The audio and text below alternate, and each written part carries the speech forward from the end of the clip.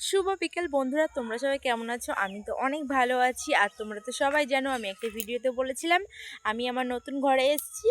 তো নতুন ঘরে আসলে সবাই জানে যে কতটা খাটনি লাগে, মানে একটা ঘর গোছাতে করতে অনেক টাইম লাগে। আর যেহেতু ওই ঘরটায় কেউ থাকতো না, তো এবার আমরা চলে এসেছি আমাদের নতুন ঘরে। আগে তো ভাড়া ঘরে থাকতাম, কিন্তু এখন নিজের ঘরে চলে এসেছি। তো দেখো আমাদের না গ্রাম সাইডে বাড়ি, এই দেখো আমি তোমাদেরকে দেখিয়ে দিচ্ছি।